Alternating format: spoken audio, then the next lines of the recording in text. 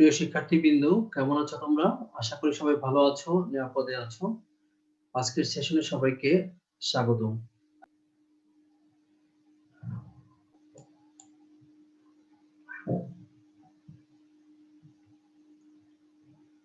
আজকে আমি বিবি honours 4th ইয়ারের বিজনেস রিসার্চ মেথোডোলজি বিষয়ের 4th চ্যাপ্টার অর্থাৎ টেস্ট অফ হাইপোথিসিস নিয়ে আলোচনা করব। আজকের পাঠ শেষে প্রিয় শিক্ষার্থীবৃন্দ, তোমরা যে বিষয়গুলো জানতে পারবে বা ব্যাখ্যা করতে পারবে: এক, meaning of Z test and when do we use Z test. 2, mathematical problems of hypothesis testing about a single mean and solutions of them. চলো যে আমাদের মূল আলোচনা জেড টেস্টে। আসলে জেড টেস্ট বলতে আমরা কি বুঝি? জেড টেস্ট হচ্ছে একটি টেস্ট স্ট্যাটিস্টিক, যার মাধ্যমে আমরা দুইটি স্যাম্পলের মিনের মধ্যে কম্পেয়ার করে থাকি, যেখানে আমাদের ভেরিয়েন্স জানা থাকে। আর আমরা কখন এই জেড টেস্ট করি? যখন আমাদের স্যাম্পল সাইজ বড় থাকে, অর্থাৎ লার্জ স্যাম্পল যখন দেয়া থাকে, আমরা যখন লার্জ স্যাম্পল নিয়ে কাজ করি, তখন আমাদেরকে কি করতে হয়? জেড টেস্ট করতে হয়। সাধারণত স্যাম্পল সাইজ যদি 30 বা 30 এর বেশি হয়, তাহলে আমরা তখন কি করি? আমরা জেড টেস্ট করে থাকি। তো কখন আমরা এই জেড টেস্ট করব? তো জেড টেস্ট আমরা তখনই করব যে যখন এটি প্যারামেট্রিক টেস্ট হবে, অর্থাৎ আমাদের যে অঙ্কটা দেয়া থাকবে সেই অঙ্কটা স্যাম্পল রিলেটেড দেয়া থাকবে, এবং সেই স্যাম্পল এর উপর ভিত্তি করে আমাদের পপুলেশন সম্পর্কে আমাদেরকে কি করতে হবে? আইডিয়া জেনারেট করতে হবে। তো সেই ক্ষেত্রে আমরা সেটাকে প্যারামেট্রিক টেস্ট বলবো। আর এই প্যারামেট্রিক টেস্টের ক্ষেত্রে আমরা সাধারণত কি করে থাকি? যখন অঙ্কে লার্জ স্যাম্পল দেয়া থাকে, অর্থাৎ স্যাম্পল সাইজ যখন 30 বা 30 এর বেশি হয়, তখন আমরা কি করি? আমরা জেড টেস্ট করি।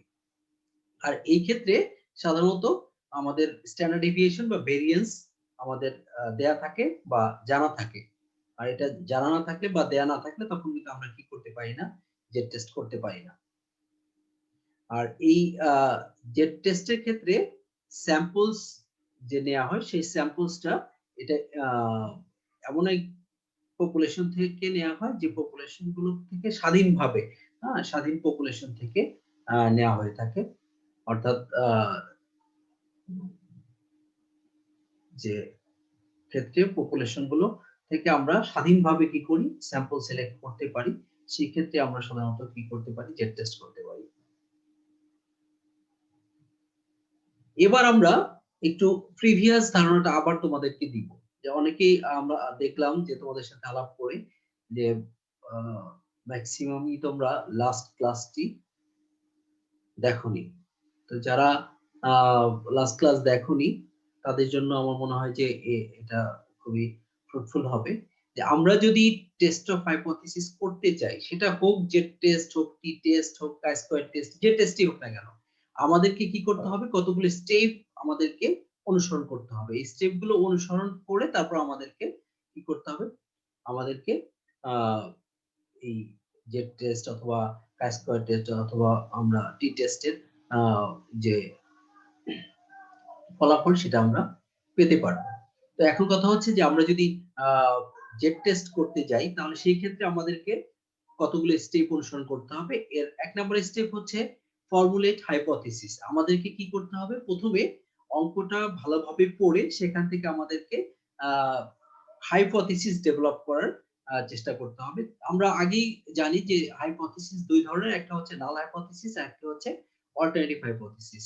তো আমাদেরকে কি করতে হবে? এই পর্যায়ে ২টা হাইপোথিসিসই ডেভেলপ করতে হবে। দেন আমরা আমাদের অঙ্কে যে স্যাম্পল সাইজ দেয়া থাকবে, সেই স্যাম্পল সাইজের উপর ভিত্তি করে আমাদেরকে কি নির্ণয় করতে হবে? Test statistic. অর্থাৎ আমরা এটাকে জেড টেস্ট করব নাকি টি টেস্ট করব, না কি এটা নন প্যারামেট্রিক টেস্ট হবে, কাই স্কয়ার টেস্ট হবে, সেটা আমরা নির্ধারণ করব এবং যদি জেড টেস্ট হয় তাহলে জেড টেস্ট করব, আর যদি টি টেস্ট হয় তাহলে টি টেস্ট করব। দেন ডিটারমাইন দ্য অবজার্ভ ভ্যালু, অর্থাৎ এই যে টেস্ট স্ট্যাটিস্টিক আমরা নির্ধারণ করলাম, এই টেস্ট স্ট্যাটিস্টিক নির্ধারণ করার পরের স্টেপে আমরা কি করব, ওইটার যে অবজার্ভ ভ্যালু, অর্থাৎ যে মানে আমাদের যে অঙ্কে যে তথ্যগুলো দেয়া আছে সেই তথ্যগুলোর সাহায্যে আমরা কি করব, নির্দিষ্ট সূত্রের সাহায্যে আমরা অবজার্ভ ভ্যালু নির্ণয় করব। এখন যদি আমি অঙ্কটা জেড টেস্টে করি, যেহেতু আজকে জেড টেস্ট সম্পর্কে আলোচনা করছি, তো জেড টেস্ট যদি করি তাহলে সেই ক্ষেত্রে জেড টেস্টের ক্ষেত্রে আমরা অবজার্ভ ভ্যালু নির্ণয় করব। সেই ক্ষেত্রে জেড টেস্টের সূত্র কোনটি হবে সেটি ডিপেন্ড করবে আমার গিভেন ইনফরমেশনের উপরে। অর্থাৎ অনেক সময় অঙ্কে দেখা যায় যে সিঙ্গেল মিন দেয়া থাকে, তো সেই ক্ষেত্রে আমাদের জেড এর সূত্রটা কি হবে সেটা জানতে হবে। আবার অনেক সময় দেখা যায় যে একাধিক মিন দেয়া থাকে, সেই ক্ষেত্রে সূত্রটা কি হবে। অনেক সময় পপুলেশন প্রপোর্শন দেয়া থাকে, সেই ক্ষেত্রে সূত্রটি কি হবে। অর্থাৎ যে ক্ষেত্রে যে সূত্রটি প্রযোজ্য সেই সূত্রের সাহায্যে আমাদেরকে কি করতে হবে, আমাদেরকে অবজার্ভ ভ্যালু নির্ণয় করতে হবে।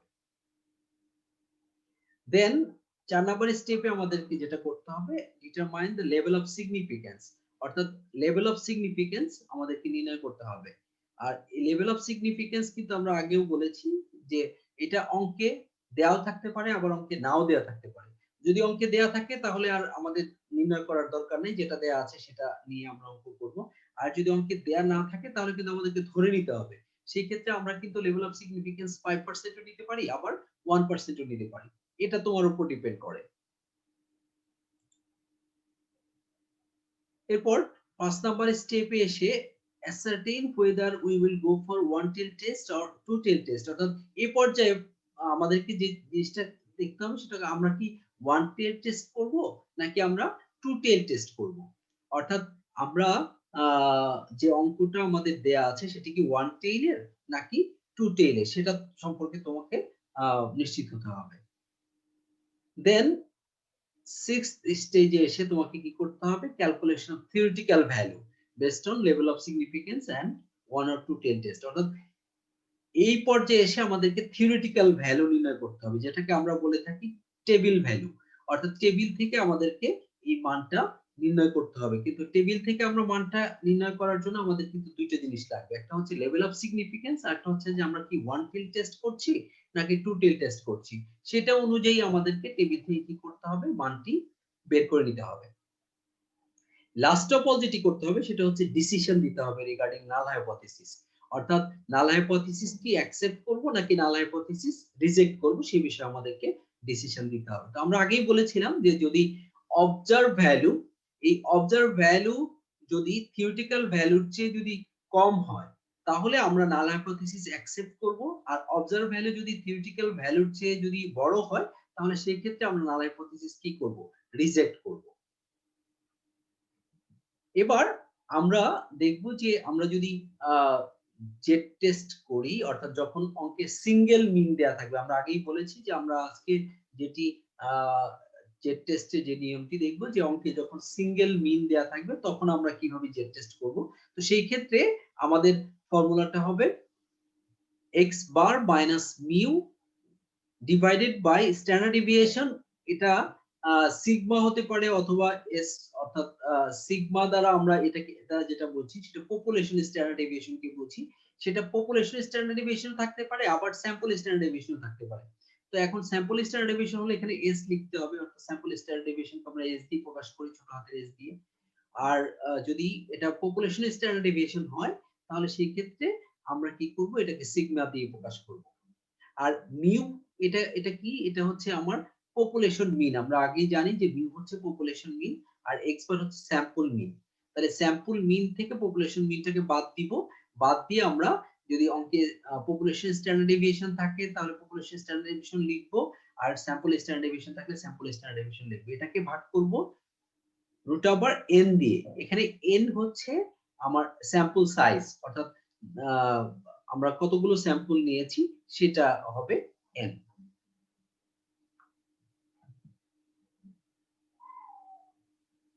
এবার আমরা একটু আগে যেটা বলেছিলাম যে টেবিল ভ্যালু নির্ণয় করতে হবে। তো টেবিলটা কেমন এটা আগের ক্লাসে আমি দেখিয়েছি। আবারও তোমাদেরকে জ্ঞাতার্থে একটু দেখাচ্ছি যে আমরা বলেছিলাম যে যখন আমরা থিওরিটিক্যাল ভ্যালু বা টেবিল ভ্যালু নির্ণয় করব তখন ২ টা বিষয়ের উপর ভিত্তি করে আমাদেরকে নির্ণয় করতে হবে। একটা হচ্ছে লেভেল অফ সিগনিফিকেন্স আর একটা হচ্ছে one tail test or two tail test.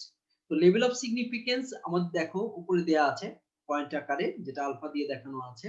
তো এখানে দেখো যে এটা প্রথমটা হচ্ছে 10%, তারপরে 5%, তারপরে 1%, হ্যাঁ 0.05 এভাবে তোমার এখানে দেয়া আছে।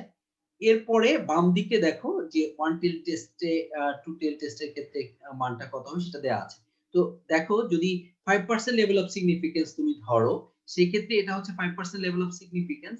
আর এই ক্ষেত্রে আমি অঙ্ক যেটা দেয়া আছে সেটা কি ওয়ান টেল এর হবে নাকি টু টেল এর হবে সেই অনুযায়ী আমরা কি করব, আমরা ওয়ান টেল হলে ওয়ান টেল এর মানটা দেখব যে 1.645, আর যদি এটা টু টেল হয় তাহলে সেই ক্ষেত্রে এটার মান হবে হচ্ছে 1. অর্থাৎ থিওরিটিক্যাল ভ্যালু অফ জেড হবে 1.96। ওকে, আমরা এবার আসি যে এই যে তোমার লেভেল অফ সিগনিফিকেন্স, তোমাদেরকে টেকনিক্যালি লেভেল অফ সিগনিফিকেন্স না দিয়ে তোমাদেরকে অনেক সময় বলা থাকতে পারে যে লেভেল অফ কনফিডেন্স দেয়া থাকতে পারে। তো এখন কথা হচ্ছে যে আমরা আগে বলেছিলাম আগের ক্লাসে যে লেভেল অফ কনফিডেন্স আমরা কিভাবে পাই। আমরা 100% থেকে যদি লেভেল অফ সিগনিফিকেন্সটা বাদ দেই তখন কিন্তু আমরা কিন্তু লেভেল অফ কনফিডেন্স পাই। আবার তোমার যদি লেভেল অফ কনফিডেন্স নির্ণয় করতে বলে তাহলে কিন্তু আমরা 100% থেকে লেভেল অফ সিগনিফিকেন্স যদি বাদ দিই তাহলে কিন্তু আমরা কি পাই, লেভেল অফ কনফিডেন্সটা পেয়ে যাই। এখন কথা হচ্ছে যে যদি এরকম তোমাদেরকে কনফিউজ করার জন্য লেভেল অফ কনফিডেন্স দেয়া থাকে যে লেভেল অফ কনফিডেন্স যদি 90% হয় সেই ক্ষেত্রে জেড টেস্ট করো। এখন সেই ক্ষেত্রে কিন্তু আমাদের 90% লেভেল অফ কনফিডেন্স মানেই কিন্তু 10% লেভেল অফ সিগনিফিকেন্স। আমরা একটু আগে যেটা দেখলাম যে 5% লেভেল অফ সিগনিফিকেন্সে আমাদের জেড এর ভ্যালু কত ছিল, থিওরিটিক্যাল ভ্যালু 1.96, যেটা তোমরা বলেছো। তো তাহলে এই যে 95% কনফিডেন্স লেভেল তার মানে হচ্ছে যে এখানে লেভেল অফ সিগনিফিকেন্স হচ্ছে 5%। তাহলে আমাদের যদি কনফিডেন্স লেভেল দেয়া থাকে তারপর আমরা কি করতে পারবো, আমরা লেভেল অফ সেই ক্ষেত্রে থিওরিটিক্যাল ভ্যালু অফ জেড আমরা নির্ণয় করতে পারবো। এবার আমরা একটা এক্সাম্পল দেখব। এক্সাম্পলটা একটু মনোযোগ সহকারে যদি তোমরা দেখো তাহলে আমার মনে হয় যে অঙ্কের মানে 50% হয়ে যাবে। সবগুলো অঙ্ক এই চ্যাপ্টারের মানে যত অঙ্ক আছে সব একই স্টাইলে একই স্টেপ অনুসরণ করে আমাদেরকে করতে হবে। কাজে একটা অঙ্ক বোঝা মানে হচ্ছে যে সবগুলো অঙ্ক বোঝা। হ্যাঁ? শুধুমাত্র এখানে আমাদেরকে কোন অঙ্কটা কোন সূত্রে সেটা যদি আমরা একটু বুঝে নিতে পারি তাহলে আমাদের কিন্তু সহজ হয়ে যায় বিষয়টা। যেমন ধরো আমরা বলেছি যে আমরা যখন জেড টেস্ট করব তখন জেড টেস্ট বিভিন্ন ক্ষেত্রে জেড টেস্ট করা হতে পারে। যখন অঙ্কে সিঙ্গেল মিন দেয়া থাকবে তখন জেড টেস্ট কেমন হবে? যখন অঙ্কে সিঙ্গেল মিন না থেকে ডাবল মিন দেয়া থাকে অর্থাৎ দুইটা স্যাম্পলের মিন দেয়া থাকে তখন আমরা কিভাবে অঙ্ক করব? সেক্ষেত্রে সূত্রটা কিন্তু ভিন্ন হয়ে যাবে। যখন পপুলেশন প্রপোর্শন দেয়া থাকবে তখন কিন্তু আবার তোমার সূত্রটা চেঞ্জ হয়ে যাবে। তাহলে এই ক্ষেত্রে আমাদেরকে কিন্তু দেখে নিতে হবে যে এটা কি সিঙ্গেল মিনের অঙ্ক নাকি এটা আ ডাবল মিনের অঙ্ক নাকি এটা পপুলেশন প্রপোর্শন এর অঙ্ক। সেটা কিন্তু আমাদেরকে এখান থেকে ১ম এই দেখে নিতে হবে। তারপরে আমরা আ এখান থেকে নাল হাইপোথিসিস ডেভেলপ করব। তারপরে সেই অনুযায়ী আমরা কি করব? আমরা আ অবজার্ভ ভ্যালু নির্ণয় করব। তো তারপর বাকি স্টেপ গুলো আমরা নির্ণয় করে নিব। তো আমরা অঙ্কটি আগে ভালো করে দেখি যে কি বলা আছে, principal at a school claims that the students in his school are above average intelligence. একটা স্কুলের প্রিন্সিপাল সে দাবি করলো যে তার স্কুলের যে স্টুডেন্ট গুলো তাদের ইন্টেলিজেন্স মেধা যে তাদের যে মেধা সেটা এভারেজের চেয়ে বেশি, অর্থাৎ গড় মেধা যেটা তার চেয়েও তাদের স্টুডেন্টের মেধা বেশি। এটা প্রিন্সিপাল ক্লেম করলো, সে দাবি করলো। তো এই দাবির উপর ভিত্তি করে কি করা হলো, স্যাম্পল নেওয়া হলো। এখানে বলা আছে a random sample of 30 students IQ score have a mean score of 112.5। বলা আছে যে এই এটাকে টেস্ট করার জন্য উনি যে ক্লেমটা করলো, দাবিটা করলো, সেটাকে টেস্ট করার জন্য এখানে কি করা হলো, 30 জন স্টুডেন্টের আইকিউ টেস্ট করা হলো। তো 30 জন স্টুডেন্টের আইকিউ টেস্ট করে তাদের আইকিউ এর এভারেজ যেটা পাওয়া গেল সেটা হচ্ছে 112.5। এখন এর উপর ভিত্তি করে, এটা কিন্তু স্যাম্পলের মিন, হ্যাঁ, স্যাম্পল নেওয়া হলো 30 জনকে এই স্কুল থেকে। তো এদের আইকিউ টেস্ট করে দেখা গেল এদের এভারেজ আইকিউ হচ্ছে 112.5। তো এখন তোমাকে কোশ্চেন করা হয়েছে, ইজ দেয়ার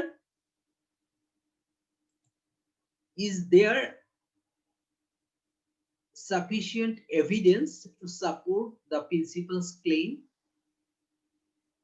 তোমাকে বলেছে যে is there sufficient evidence to support the principal's claim, অর্থাৎ এই তথ্যের উপর ভিত্তি করে তোমাকে বলতে হবে যে তোমার কাছে কি সাফিসিয়েন্ট তথ্য আছে, সাপোর্ট আছে, যেটা প্রিন্সিপালের ক্লেমকে সাপোর্ট করে বা প্রিন্সিপাল যেটা বলেছে সেটা সঠিক হবে।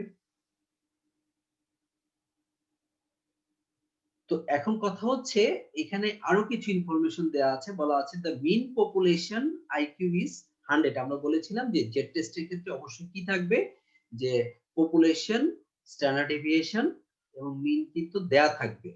এখানে সিঙ্গেল মিন যেটা দেয়া আছে এটা। তো এখন কথা হচ্ছে যে এখানে পপুলেশনের মিন আইকিউ দেয়া আছে কত, 100, এবং তাদের স্ট্যান্ডার্ড ডেভিয়েশন দেয়া আছে 15, অর্থাৎ পপুলেশন মিন দেয়া আছে 100 এবং স্ট্যান্ডার্ড ডেভিয়েশন দেয়া আছে 15। তো এই তথ্যের উপর ভিত্তি করে আমাকে ডিসাইড করতে হবে যে প্রিন্সিপাল যে ক্লেম করেছিল সেই ক্লেমটা কতটুকু জাস্টিফাইড। তো এখন কথা হচ্ছে যে এই তথ্যের উপর ভিত্তি করে আমাদেরকে কিন্তু এখান থেকে অনেকগুলো জিনিস আমাদেরকে এখানে নিয়ে আসতে হবে। একটা হচ্ছে যে আমরা নাল হাইপোথিসিস ডেভেলপ করব। হ্যাঁ, নাল হাইপোথিসিস প্রথমে আমাদেরকে এটা আমাদেরকে প্রথমে কি দেখতে হবে এখান থেকে, যে এটা কি দুইটা স্যাম্পল এখানে দেয়া আছে কিনা। তো আমরা এখানে কি দেখছি, একটা স্যাম্পলই কিন্তু দেয়া আছে, এ র‍্যান্ডম স্যাম্পল অফ 30 স্টুডেন্টস, এটাই কিন্তু বলা আছে। তার মানে এটা সিঙ্গেল স্যাম্পল মিন আমাদের দেয়া আছে, এটা এই নিয়মের অঙ্ক। এটা আমরা প্রথমে নির্ধারণ করলাম। নির্ধারণ করার পরে এবার আমাদের কি করতে হবে, এখান থেকে আমাদেরকে হাইপোথিসিস ডেভেলপ করতে হবে যে এটা কি এক্ষেত্রে নাল হাইপোথিসিস কি হবে, অল্টারনেটিভ হাইপোথিসিস কি হবে। তো এখন কথা হচ্ছে যে আমরা এই হাইপোথিসিস কিসের উপর ভিত্তি করে আমরা হাইপোথিসিস ডেভেলপ করব, সেটা কিন্তু ডিপেন্ড করবে সম্পূর্ণই এই প্রশ্নের উপর ভিত্তি করে, যে আমাদের কোশ্চেনটা কি চাওয়া হয়েছে সেই কোশ্চেনের উপর ভিত্তি করে কিন্তু আমাদের কি করতে হবে, হাইপোথিসিস ডেভেলপ করতে হবে। এবং হাইপোথিসিস আমরা যেটা ডেভেলপ করব সেই হাইপোথিসিস কিন্তু দুইটা ডেভেলপ করতে হবে। আমরা জানি দুই ধরনের হাইপোথিসিস আছে, একটা হলো নাল হাইপোথিসিস আর একটা হচ্ছে অল্টারনেটিভ হাইপোথিসিস। তো নাল হাইপোথিসিস আমাদের এখানে কি হবে সেটা কিন্তু আমাদের একটা ইম্পর্টেন্ট একটা বিষয়, যে আমাদের নাল হাইপোথিসিস কি হতে পারে। দেখো এখানে তোমার নাল হাইপোথিসিস সবসময় কিন্তু বলে যে পপুলেশন মিন এবং স্যাম্পল মিন দুইটা একই হবে। অর্থাৎ আমরা একটু মানে আগে আমরা বলেছিলাম যে আমাদের অ্যাজাম্পশনসটা যদি এরকম হয় যে পপুলেশন মিন যেটা দেয়া আছে সেটা আমার স্যাম্পল মিন আমরা পেলাম সেটার সমান হবে বা কম হবে এরকম নির্দেশ সমান বা সমান হবে না এরকম নির্দেশ করে, তাহলে আমরা টু টেল টেস্ট করব। যদি কম বা বেশি হয় সমানে নির্ণয় করে, তখন সেক্ষেত্রে আমরা ওয়ান টেল টেস্ট করব।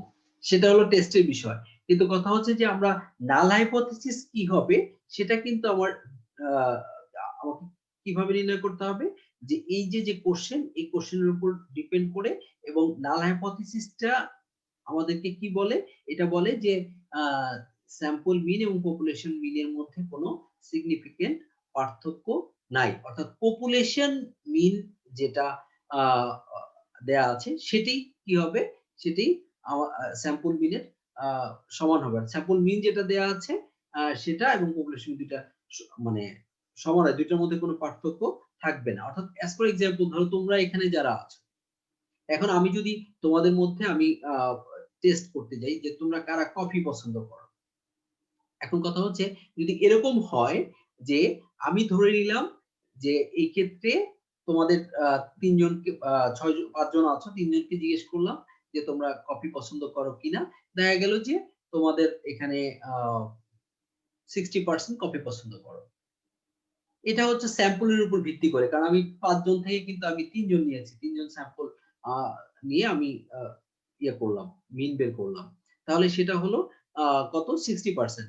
কিন্তু এবার যদি আমি পপুলেশন সবাইকে যদি জিজ্ঞেস করি, অর্থাৎ ৫ জনের কাছ থেকে ইনফরমেশন নেই, তাহলে যদি এটা 60% হয়, তাহলে কিন্তু স্যাম্পল মিন এবং পপুলেশন মিন সমান। তাহলে সেটা হচ্ছে নাল হাইপোথিসিস। আর যদি দেখা যায় যে এই ২ টা সমান না হয়, সমান তো নাও হতে পারে। তখন কিন্তু আমাদের সেটা কি হবে? তখন সেটা অল্টারনেটিভ হাইপোথিসিস হয়ে যাবে। তো কাজেই নাল হাইপোথিসিস অলওয়েজ আমাদের একটি বিষয় খেয়াল রাখতে হবে সবসময়ই এটা হবে যে পপুলেশন মিন এর সমান হবে স্যাম্পল মিন। তাহলে আমাদের নাল হাইপোথিসিস কিন্তু আমরা এই ক্ষেত্রে আ কি ডেভেলপ করতে পারি যে এই যে আমাদের আ যে এভারেজটা দেখানো হলো পপুলেশন মিন এর কত ১০০ আইকিউ পপুলেশন মিন এর আইকিউ দেয়া আছে কত 100 এখন এই প্রিন্সিপাল বলেছে প্রিন্সিপালের ক্লেইম ছিল যে এই তোমার আ তার যে স্টুডেন্ট সেই স্টুডেন্টের এভারেজ ইন্টেলিজেন্স সেটা কিন্তু এই ১০০ র চেয়ে কি হবে বেশি হবে। অর্থাৎ তিনি বলেছেন যে তাদের যে স্টুডেন্ট সেই স্টুডেন্টের আ তারা কিরকম যে তারা এই অ্যাবাভ এভারেজ ইন্টেলিজেন্স এর হবে। অর্থাৎ তাদের আ স্টুডেন্টের ইন্টেলিজেন্স হবে এভারেজ এর চেয়ে বেশি। অর্থাৎ ১০০ র চেয়ে বেশি। এখন কোশ্চেনেও কিন্তু সেটা বলছে যে এই প্রিন্সিপালের যে ক্লেইমটা সেটাকে তুমি সাপোর্ট করো। হুম? তাহলে এখন আমরা নাল হাইপোথিসিস আমরা ডেভেলপ করব যে না এই পপুলেশন মিনটা এটা ১০০ এটা। আর অল্টারনেটিভ হাইপোথিসিস বলব যে না এই যে তাদের যাদের তাদের যে স্টুডেন্ট তাদের স্টুডেন্টের যে ইন্টেলিজেন্সি আছে সেটা অ্যাবাভ এভারেজ অর্থাৎ এভারেজের চেয়ে বেশি হবে। অর্থাৎ প্রিন্সিপালের ক্লেইমটা কি হবে? এটা সঠিক হবে। তাহলে আমাদের নাল হাইপোথিসিস আমরা কিভাবে ডেভেলপ করব একটু দেখি। যে ফার্স্ট অফ অল আমাদেরকে কি করতে হবে? ফর্মুলেট হাইপোথিসিস, হাইপোথিসিস ফর্মুলেট করব আমরা। তো নাল হাইপোথিসিস আমরা যেটা নির্ধারণ করব সেটা হচ্ছে যে mu equal to 100 mu equal to 100 আমরা যদি একটা বিষয় আমি বলি যে এখানে থিওরিটিক্যালি আমরা যদি এটা না লিখতে পারি তাহলে সহজ বুদ্ধি হচ্ছে যে অলওয়েজ নাল হাইপোথিসিস মিউ ইকুয়াল টু কি লিখতে হবে আমাদের যে পপুলেশন মিন দেয়া আছে সেটা আর যদি দুইটা স্যাম্পল হয় সেক্ষেত্রে মিউ 1 ইকুয়াল টু মিউ 2 কাজে নাল হাইপোথিসিস ডেভেলপ করা আমাদের জন্য সমস্যা না আমাদের জন্য সমস্যা হচ্ছে যে অল্টারনেটিভ হাইপোথিসিসটা ডেভেলপ করা তো আমরা যদি থিওরিটিক্যালি লিখতে চাই তাহলে আমরা কিন্তু এই ক্ষেত্রে বলবো যে যে প্রিন্সিপালের যে ক্লেইমটা ছিল সেই ক্লেইমটা এটা কিন্তু কি না সঠিক না কারণ প্রিন্সিপাল বলছে তাদের স্টুডেন্টের ইন্টেলিজেন্সি অ্যাবাভ এভারেজ এভারেজের চেয়ে উপরে অর্থাৎ ১০০ না ১০০ র চেয়ে উপরে কাজেই আমরা নাল হাইপোথিসিস আমরা ডেভেলপ করতে পারি যে প্রিন্সিপাল যে ক্লেইম করেছে principal's claim is not accurate অথবা আমরা বলতে পারি যে মিউ ইকুয়াল টু 100 আর অল্টারনেটিভ হাইপোথিসিসটা কি হবে তাহলে অল্টারনেটিভ হাইপোথিসিস হবে প্রিন্সিপালের যে ক্লেইমটা আছে সেই ক্লেইমটা অ্যাকুরেট অর্থাৎ প্রিন্সিপালস যে ক্লেইম করেছে যে তাদের স্টুডেন্টের ইন্টেলিজেন্স অ্যাবাভ এভারেজের উপরে তাহলে সেটা রাইট তাহলে আমরা সেটা লিখতে পারি বা আমরা এটাকে শর্টকাটে কিভাবে লিখতে পারি যে মিউ ইজ গ্রেটার দ্যান 100 তারপরে আমাদের সেকেন্ড স্টেপ হচ্ছে ডিটারমাইন টেস্ট স্ট্যাটিস্টিক অর্থাৎ আমরা এই ক্ষেত্রে আমাদের কোন টেস্ট করব আমরা কি টি টেস্ট করব নাকি আমরা জেড টেস্ট করব একটু আমরা যদি দেখি যে আমাদের স্যাম্পল সাইজ কত ছিল 30 আমরা আগেই জেনে এসেছি যে যদি স্যাম্পল সাইজ 30 বা 30 এর বেশি হয় তাহলে আমরা জেড টেস্ট করব তাহলে যেহেতু এখানে তোমার স্যাম্পল সাইজ কত দেয়া আছে 30 দেয়া আছে তাহলে আমরা এই ক্ষেত্রে কোন টেস্ট করব আমরা জেড টেস্ট করব। দেন যদি জেড টেস্ট করি তাহলে সেই ক্ষেত্রে আমাদের যেহেতু একটা সিঙ্গেল মিন দেয়া ছিল, তো সেই ক্ষেত্রে আমাদের সূত্রটা কি হবে? তো আমরা আগেই সূত্রটি শিখে এসেছি। যদি সিঙ্গেল মিন দেয়া থাকে তাহলে সেই ক্ষেত্রে আমাদের সূত্রটি হবে x bar minus mu divided by standard deviation by root over n।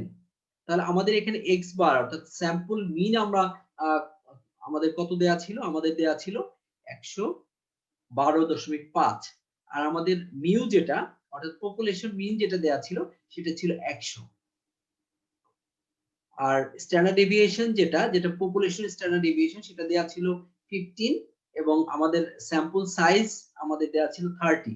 তাহলে আমরা এখানে অবজার্ভ ভ্যালু অফ z পাচ্ছি কত? 4.56। এরপরে আমাদেরকে 4 নম্বর স্টেপে কি করতে হবে? লেভেল অফ সিগনিফিকেন্স নির্ণয় করতে হবে। এখন কথা হচ্ছে যে আমাদের যে অঙ্কটি দেয়া আছে, এই অঙ্কে কি আমাদের লেভেল অফ সিগনিফিকেন্স দেয়া ছিল? এখানে কিন্তু কোনো লেভেল অফ সিগনিফিকেন্স দেয়া ছিল না। তো যেহেতু আমাদের অঙ্কে কোনো লেভেল অফ সিগনিফিকেন্স দেয়া নেই, তাহলে আমাদেরকে কি করতে হবে? আমাদেরকে এই ক্ষেত্রে লেভেল অফ সিগনিফিকেন্স ধরে নিতে হবে। তাহলে আমরা কি করব? আমরা লেভেল অফ সিগনিফিকেন্স ধরে নিব। তাহলে আমরা লেভেল অফ সিগনিফিকেন্স ধরে নিতে পারি যে 5%। অর্থাৎ আমাদের আমরা ধরে নিলাম যে লেভেল অফ সিগনিফিকেন্স ইজ 5%। এরপরে কিন্তু আমাদেরকে নিশ্চিত করতে হবে যে আমরা কি ওয়ান টেল টেস্ট করব নাকি আমরা টু টেল টেস্ট করব। তো এখানে দেখো যে আমরা একটা জিনিস কিন্তু দেখেছি যে প্রিন্সিপালের যে ক্লেম, সেই ক্লেমকে সাপোর্ট করে কিনা সেটা কিন্তু আমাদেরকে কোশ্চেনে বলা আছে। তাহলে প্রিন্সিপালের ক্লেম কিন্তু এটা ছিল যে তাদের স্টুডেন্টের ইন্টেলিজেন্সটা এভারেজের চেয়ে বেশি, এভারেজের সমান না। তাহলে এভারেজের সমান যদি হতো তাহলে আমরা এটা টু টেল টেস্ট করতাম। কিন্তু তার ক্লেমটা ছিল যে তাদের স্টুডেন্টের ইন্টেলিজেন্স হচ্ছে এভারেজের চেয়ে বেশি। তাহলে কিন্তু আমরা এই ক্ষেত্রে ওয়ান টেল টেস্ট করব, আমরা কিন্তু টু টেল টেস্ট করব না। এবার আমাদের 6 স্টেপে এসে আমাদের কি করতে হবে? থিওরিটিক্যাল ভ্যালু নির্ণয় করতে হবে বা টেবিল ভ্যালু নির্ণয় করতে হবে। তাহলে এই টেবিল ভ্যালু যদি আমরা নির্ণয় করি, আমরা আগেই বলেছি যে টেবিল ভ্যালু নির্ণয় করার জন্য আমাদের দুইটা জিনিস লাগবে। একটা হচ্ছে লেভেল অফ সিগনিফিকেন্স আর একটা হচ্ছে যে আমরা কি ওয়ান টেল টেস্ট করতে যাচ্ছি নাকি টু টেল টেস্ট করতে যাচ্ছি। তাহলে আমরা যে অঙ্কটি করছি সেই অঙ্কের আমাদের লেভেল অফ সিগনিফিকেন্স কত? 5%। আর আমাদের আমরা কি ওয়ান টেল টেস্ট করব না টু টেল টেস্ট করব সেটা আমরা একটু আগে আমরা নির্ধারণ করে ফেললাম যে আমরা কি করব? আমরা ওয়ান টেল টেস্ট করব। তাহলে ওয়ান টেল টেস্টে 5% লেভেল অফ সিগনিফিকেন্স এর মানটা কত, যে ভ্যালুটা কত সেটা আমরা কিন্তু নির্ণয় করব। তাহলে এই যে theoretical value of z at 5% level of significance in one tail test কত হবে? 1.645, যেটা আমরা এখানে কিন্তু দেখেছি। দেখো 5% লেভেল অফ সিগনিফিকেন্স যদি হয় এবং এটা যদি ওয়ান টেল টেস্ট হয় তাহলে আমাদের z এর মানটা কত হবে? 1.645 এটি হবে। তাহলে এবার আসি আমরা লাস্ট স্টেজে এসে যে আমরা থিওরিটিক্যাল ভ্যালু আমরা পেয়ে গেছি। এবার আমরা ডিসিশন দিব। তো এই যে ডিসিশন দিব নাল হাইপোথিসিস সম্পর্কে সেটা কিন্তু দুইটা জিনিসের উপর ভিত্তি করে, সেটা আমরা আগেও বলেছিলাম। একটা হচ্ছে যে অবজার্ভ ভ্যালু আর একটা হচ্ছে থিওরিটিক্যাল ভ্যালুর উপর ডিপেন্ড করে। আমরা বলেছিলাম যে অবজার্ভ ভ্যালু যদি থিওরিটিক্যাল ভ্যালুর চেয়ে বড় হয় তাহলে নাল হাইপোথিসিস কি হবে? রিজেক্ট হবে। আর অবজার্ভ ভ্যালু যদি থিওরিটিক্যাল ভ্যালুর চেয়ে ছোট হয় তাহলে নাল হাইপোথিসিস কি করতে হবে? অ্যাকসেপ্ট করতে হবে।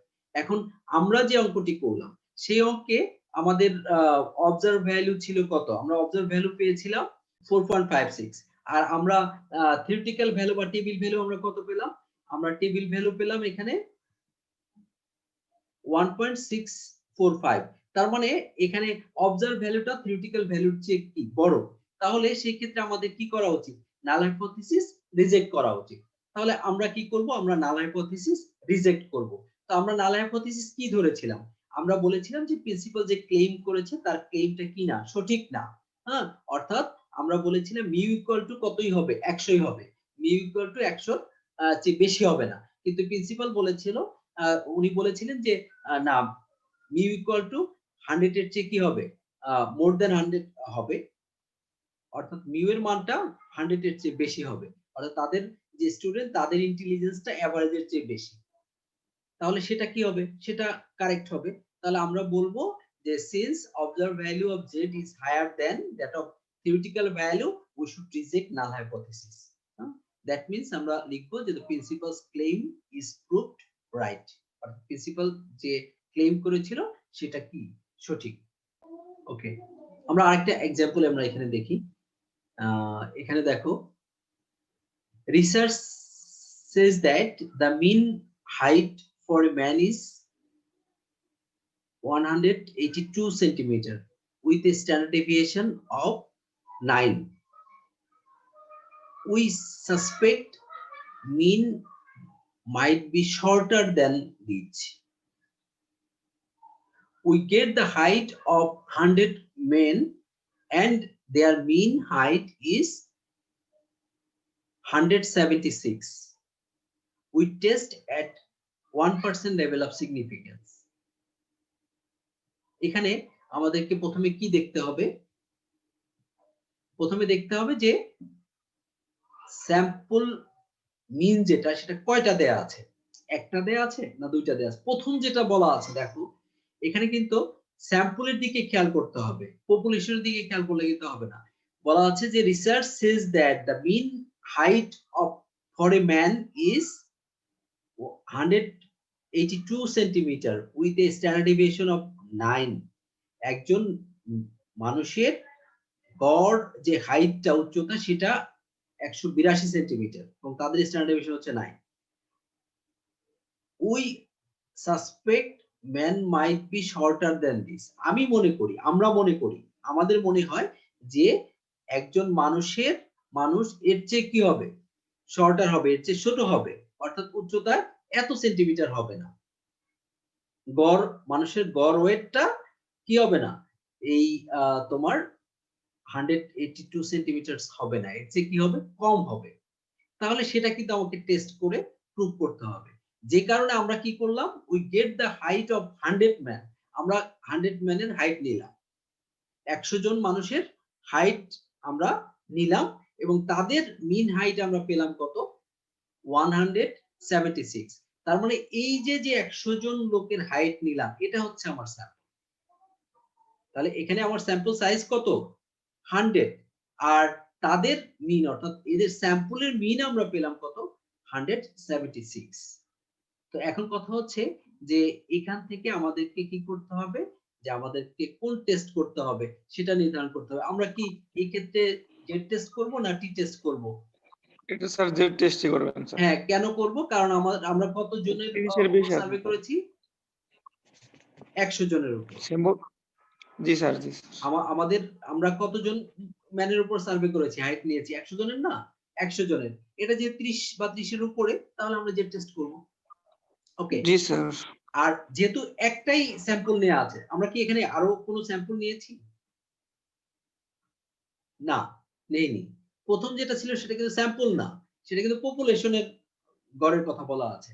কাজেই একটাই স্যাম্পল, সিঙ্গেল স্যাম্পল মিন নেওয়া আছে। তাহলে আমরা যে অঙ্কটা একটু আগে করে আসলাম সেই একই নিয়মে আমরা এই নিয়মেরই আজকে অঙ্ক দেখব। তাহলে এই যে 100 তোমার জনের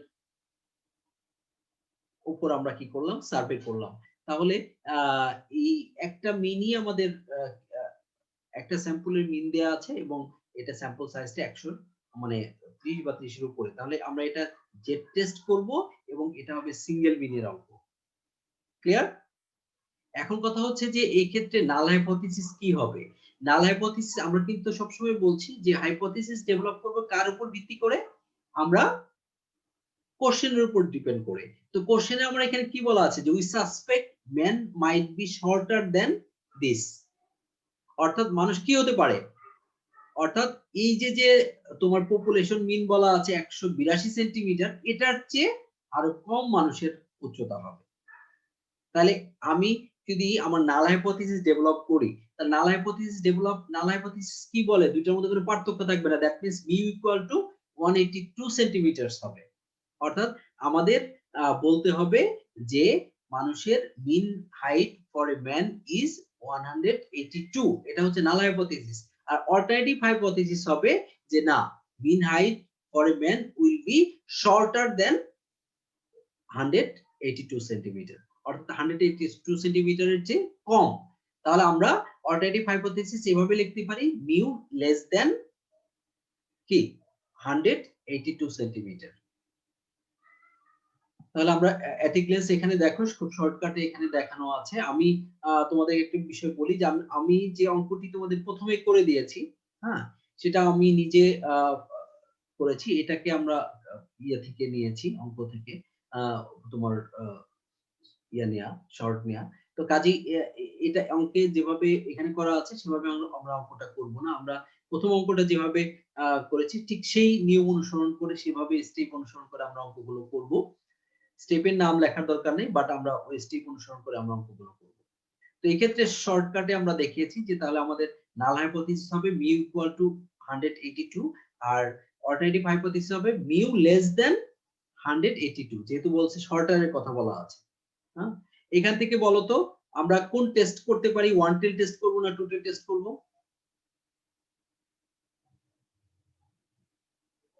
যে কেউ একজন বলো, আমরা কি ওয়ান টেল টেস্ট করব নাকি টু টেল টেস্ট করব? ওয়ান টেল টেস্ট করব sir. Exactly one tail test করব। কারণ কি, আমাকে কোশ্চেন করা হয়েছে যে আমাদের যে মিন হাইট সেটা শর্টার হবে, তাই না? আমরা সেটা Sir, সাসপেক্ট করছি। তাহলে শর্টার যদি হয় তাহলে তো সমান হচ্ছে না, তাহলে অবশ্যই এটা ওয়ান One টেল tail টেস্ট test. হবে। ওকে, তাহলে আমরা এবার কি করব, আমরা অ্যাজ ইউজুয়াল আমরা এখান থেকে তোমার জেড টেস্ট করব। কারণ হচ্ছে আমার স্যাম্পল সাইজ হচ্ছে তোমার 30 বা 30 এর উপরে। এবার জেড এর যে সূত্র আছে সেই সূত্র অনুযায়ী আমরা জেড এর ভ্যালুটা নির্ণয়, অবজার্ভ ভ্যালু নির্ণয় করব। তারপর আমরা এখান থেকে থিওরিটিক্যাল লেভেল অফ সিগনিফিকেন্স যেহেতু আমার অঙ্কে দেয়া আছে তাহলে আর নির্ণয় করার দরকার নাই। আর আমাদের এখানে যেহেতু ওয়ান টেল টেস্ট হবে সেটা আমরা আগেই নির্ধারণ করে নিব। এরপরে আমরা কি করব, আমরা থিওরিটিক্যাল ভ্যালু নির্ণয় করব বা টেবিল ভ্যালু নির্ণয় করব। তাহলে টেবিল ভ্যালু নির্ণয় করতে আমাদের কিসের উপর ডিপেন্ড করে, আমরা লেভেল অফ সিগনিফিকেন্স আর ওয়ান টেল টেস্টের উপর ভিত্তি করে। তাহলে 1% লেভেল অফ সিগনিফিকেন্সে ওয়ান টেল টেস্টের মানটা কত হয় সেটা কিন্তু আমরা আমাদের যে একটু আগে আমরা যে ইয়েটা দেখেছি যে এখান থেকে 1% লেভেল অফ সিগনিফিকেন্স এটা হচ্ছে এটা। হ্যাঁ, এই ক্ষেত্রে ওয়ান টেল টেস্টের মান হচ্ছে 2.33। তাহলে এটা হচ্ছে আমাদের থিওরিটিক্যাল ভ্যালু বা টেবিল ভ্যালু। তাহলে আমরা এর সাথে তুলনা করব আমাদের অবজার্ভ ভ্যালু। তাহলে আমাদের এখানে অবজার্ভ ভ্যালু কত দেয়া আছে, আমাদের এখানে অবজার্ভ ভ্যালু আমরা পেয়েছি 6.67। তার মানে অবজার্ভ এখানে, এটা কিন্তু একটা কথা বলে রাখি তোমাদের, এখানে কিন্তু এটা মডিউলাস চিহ্ন দিয়ে দেখাইলে ভালো। আর এখানে মাইনাস চিহ্ন আসুক অথবা প্লাস চিহ্ন আসুক এটা কোনো ফ্যাক্ট না, কারণ মডিউলাস চিহ্ন দিলে এটা সবসময় প্লাস আসবে। আর তোমরা মডিউলাস চিহ্ন দিয়েই দেখাবা, এখানে মডিউলাস চিহ্ন দিয়ে দেখাইলে এখানে প্লাস আসবে, সবসময় মানটা পরম মান আসবে। তো তাহলে আমাদের অবজার্ভ ভ্যালুটা কি থিওরিটিক্যাল ভ্যালুর চেয়ে কি বেশি না? বেশি। তাহলে এখন নাল হাইপোথিসিস অ্যাকসেপ্ট হবে না রিজেক্ট হবে, যে কেউ একজন বলো তো? স্যার এটা রিজেক্ট করব স্যার। এক্স্যাক্টলি, যেহেতু আমাদের অবজার্ভ ভ্যালুটা বেশি, তাহলে রিজেক্ট হলে আলটিমেটলি রেজাল্টটা কি আসলো? রেজাল্টটা আসলো যেটা সাসপেক্ট করা হয়েছে সেটা রাইট। দ্যাট মিন্স তোমার যে এভারেজ হাইট যেটা দেখানো আছে ম্যানের সেটা 182 সেন্টিমিটারের চেয়ে কম। রাইট ও রং? আমাদের যে লাস্টের যে ডিসিশনটা এটা আমরা কোথায় যেয়ে দাঁড়াবো? আমরা বলবো যে না, যেহেতু আমাদের নাল হাইপোথিসিস রিজেক্টেড তার মানে এই মিন হাইট অবশ্যই 182 না, সেন্টিমিটার না। তাহলে এর চেয়ে কি, আমরা দ্বিতীয় অল্টারনেটিভ বলেছি না এটা এর চেয়ে কম, তাহলে অবশ্যই দ্বিতীয়টা নাল অল্টারনেটিভ অ্যাকসেপ্টেড। তাহলে অল্টারনেটিভ হাইপোথিসিস যেটা সেটাই বলবো আমরা যে না, আমাদের mean height of men will be shorter than 182 centimeters. বোঝা গেল? জি স্যার, জি, স্যার। বুঝতে পারছি। ওকে, এবার শর্টকাট আমরা শেষ করব, আরেকটা অঙ্ক একটু দেখে তারপর আমরা শেষ করে দিই। এখানে দেখো বলা আছে যে company says employees are suppose to work an average of 40 hours a week with a standard deviation of 5 hours. Alfred wants to know if he fits this to a 5% level of significance. He notes down how many hours he works over 48 weeks and has a mean of 39 hours. একটা বিষয় বলা আছে যে একটা কোম্পানিতে একজন যে employee আছে তাদের এখানে ধরে নেওয়া হয়েছে যে একজন এমপ্লয়ি এভারেজে তোমার এক সপ্তাহে 40 ঘন্টা কাজ করে, আর তাদের স্ট্যান্ডার্ড ডেভিয়েশন হচ্ছে 5 আওয়ার্স। তো এই যে আলফ্রেড একজন ব্যক্তি, সে ভাবছে যে তার এটা এটার সাথে সে ফিট কিনা, দ্যাট মিন্স আসলে এই যে সে এই সময়ে কাজ করতে পারবে কিনা, এই জন্য সে 5% লেভেল অফ সিগনিফিকেন্সে সে একটা টেস্ট করতে চাইলো। এবং সে কি করলো, সে দেখলো যে সে 48 উইকে উপর সে একটা সার্ভে করলো। 48 উইকে সে প্রতিদিনের যে কাজ আছে সেই কাজের সাথে যোগ করে 48 উইকের কাজের গড় করে সে দেখলো যে আসলে গড়ে সে 40 ঘন্টা কাজ করতে পারে না, সে কাজ করে কত, 39 ঘন্টা। তাহলে এখন কথা হচ্ছে যে এই ক্ষেত্রে আমাকে কি করতে হবে?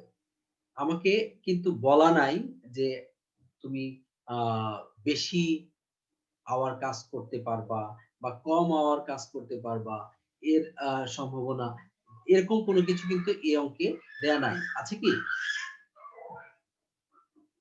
এখানে কিন্তু সেরকম কোনো কিছু দেয়া নাই যে আমি না স্যার 40 বা এখানে 40 ঘন্টার চেয়ে 40 ঘন্টা যে বলা আছে তোমার পপুলেশন মিন সম্পর্কে যেটা বলা আছে সেটার চেয়ে বেশি কাজ করতে পারবো বা কম কাজ করতে পারবো, এরকম কিন্তু কোনো কিছু বলা নাই। তাহলে আমরা বলেছিলাম যে এরকম যদি কোনো কিছু বলা না থাকে তাহলে আমাদেরকে নির্ণয় করতে হবে যে আসলে 40 আওয়ার যে বলা হলো যে 40 আওয়ার কাজ করবে, তাহলে এই 40 আওয়ারের সমান কাজ করবে নাকি কম করবে বা 40 আওয়ারের সমান হবে না, সেটা আমাদেরকে প্রুভ করতে হবে। যে এই যে যে কোম্পানি বলল যে গড়ে একজন ব্যক্তি এক উইকে 48 ঘন্টা কাজ করে, সেটা কি ঠিক না সেটা ঠিক না, এটা হচ্ছে আমাদের কোশ্চেন। তাহলে আমরা কিন্তু এখান থেকে প্রথমে যে নাল হাইপোথিসিস ডেভেলপ করব, নাল হাইপোথিসিস ডেভেলপ করব যে হ্যাঁ কোম্পানি যেটা বলেছে যে একজন ব্যক্তি গড়ে এভারেজে 40 ঘন্টা কাজ করে। আর অল্টারনেটিভ হাইপোথিসিস বলবো যে না, একজন ব্যক্তি গড়ে 40 ঘন্টা কাজ করে না। এক্ষেত্রে কিন্তু বলবো না যে কম করে, বলবো না যে বেশি করে, এটা কিন্তু বলবো না, আমার এখানে বলা নাই।